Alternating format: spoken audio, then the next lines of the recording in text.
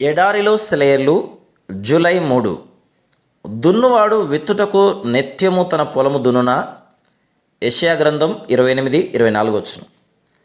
వసంతకాలం అప్పుడే వచ్చింది. ఒకరోజు నేను ఒక పచ్చిక మైదానం మీదుగా వెళ్తున్నాను. గడ్డి మెత్తగా పట్టుకుచ్చులాగా ఉంది. మైదానంలో ఓ చివరగా ఒక పెద్ద చెట్టు. అది ఎన్నెన్నో పక్షులకి నివాస స్థానం.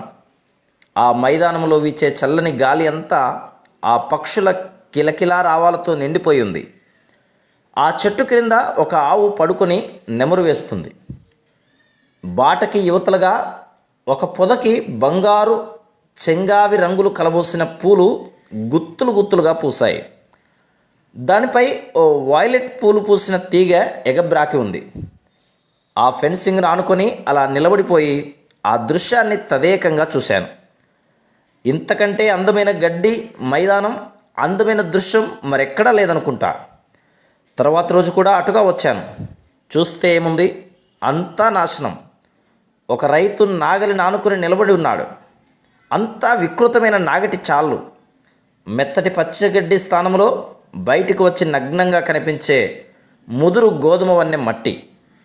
పక్షుల పాటలకు బదులు అక్కడక్కడ కొన్ని కోళ్ళ పురుగుల కోసం నేలని మట్టగిస్తున్నాయి. ఆ పూల పొద, వైలెట్ పూలు పూసిన లతలు ఏమైపోయాయో. చాలా బాధపడ్డాను. ఇంత అందమైన దృశ్యాన్ని పాడు చేయడానికి ఈ రైతుకి మనసెలా ఒప్పింది? అంతలోనే ఒక అదృశ్య హస్తం నా కళ్ళు తెరిపించింది. నా మనోనేత్రాల ముందు ఓ రూపం కదలాడింది. పంట పండి కోతకు సిద్ధంగా ఉన్న గోధుమ పొలాలు, సూర్యుని బంగారు కిరణాల్లో మెరిసిపోతూ భారంగా ఊగుతున్న గోధుమ కంకులు, ఆ బంగారు కంకుల మధ్య నేల నిన్నటి కంటే వింత అందాలను సంతరించుకుంటుంది. మన పరమ సేద్యగాడు వచ్చి మన హృదయాలను నాగలితో లోతుగా దున్నేటప్పుడు మనకి ఎంతో అందంగా కనిపించిన వాటిని త్రవ్వి వేళ్లతో సహా పెకిలించినప్పుడు, బాధగా చూస్తున్న మన కంటికి ఆ ఎర్రని నేల మాత్రమే కనిపించినప్పుడు మనకి ఈ దర్శనం కలగాలి. పుష్కలంగా పండి కోతకు సిద్ధంగా ఉన్న పొలాన్ని మన ఆత్మనేత్రాలతో చూడాలి. దేవుడు నా ఆత్మను దున్నుతుంటే నేనెందుకు పెనుగులాడాలి?